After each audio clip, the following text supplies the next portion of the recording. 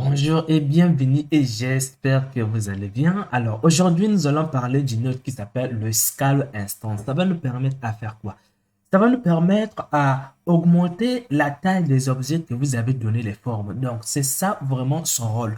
À ne pas le confondre avec les nodes de transformation, les nodes de scale, je sais pas, Euler, vous allez retrouver, mais son principal utilité est d'agrandir les objets que vous avez donné la forme. Donc, pour les gens qui ne comprennent pas c'est quoi instance, l'instance, l'instance, c'est tout simplement donner une forme à un objet. Donc, c'est ça le plus simplement. Alors, lorsqu'on donne une forme ici dans Blender, avec les géométries Node, vous ne pouvez pas toucher à la forme des objets que vous avez donnés. Tel que agrandir, par exemple, cet objet, vous ne pouvez pas le faire parce que quoi, c'est juste les objets à titre provisoire. Et c'est là où vient le node qui s'appelle le scale instance qui va nous permettre de faire quoi?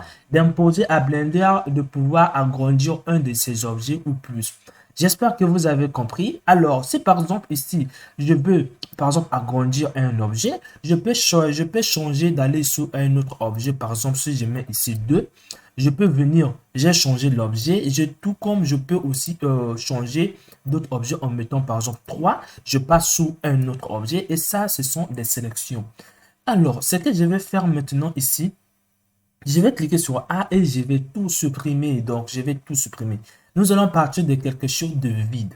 Donc, pour cela, on va prendre n'importe quel objet. Je prends par exemple la sphère. De toutes les façons, nous allons le changer. Vous allez venir ici et cliquer sur New. Une fois que vous avez cliqué, ce nœud va nous permettre de voir le résultat ici et ce nœud-là va nous permettre de voir notre objet ici.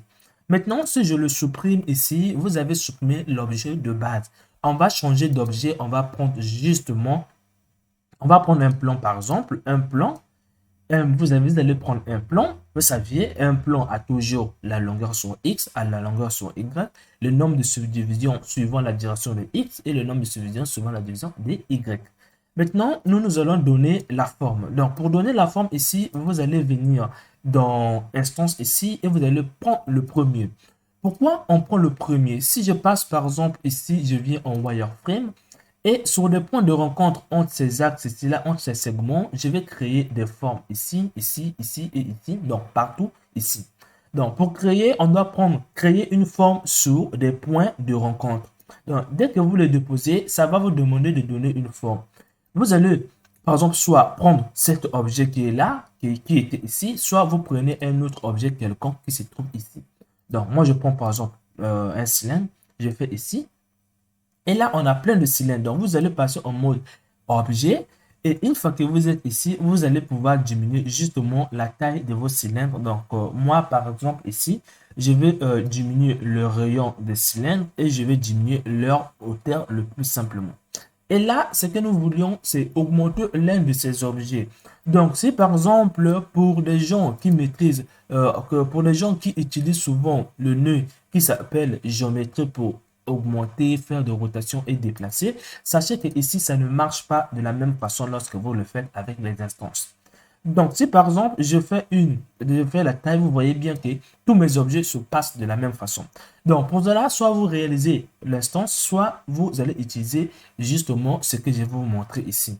Donc, je le décoche ici, je coche ici. Et maintenant, nous allons venir dans instance ici et vous allez prendre ici scale instance et là, vous le faites. Là, quand vous faites, vous obtenez toujours la même chose. C'est parce que quoi? Vous n'avez pas encore sélectionné l'objet. Donc, pour faire des sélections, il faut d'abord comprendre que chaque objet ici est listé dans cette liste qui est là. Donc, je suis bien dans instance, il y a 9 objets instanciés. Donc, ça veut dire il y a 9 objets provisoires qui ne sont pas des objets comme vous le pensez. Donc, ils sont listés ici en nombre de 8.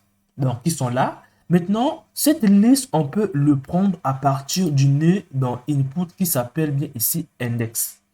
Lorsque je prends l'index, j'ai cette liste, mais je ne peux pas choisir. Donc, il va falloir que je prends un nœud qui va permettre de faire une égalité. Donc, vous allez venir dans l'utilitaire et là, vous allez prendre le nœud comparaison. Souvent, on l'utilise pour faire des sélections. Parfois, vous pouvez en avoir ces nœuds-là multiples dans plusieurs fois pour faire plusieurs sélections. Et là, je vais coller ici, je viens coller sur Select. Une fois que c'est fait, vous allez quitter le supérieur ou égal, vous allez venir simplement sur égal. Donc là, si je mets par exemple ici le numéro 2, je peux par exemple ici maintenant agrandir uniquement le numéro D, comme vous le voyez ici. Non. Donc vous avez plusieurs choses à faire. Soit vous faites ici, comme vous le voyez le plus simplement ici. Donc, moi, si je prends par exemple le numéro 4 ici, il va falloir que je sélectionne 4 comme vous le voyez plus simplement ici. Je peux agrandir leur hauteur comme ça.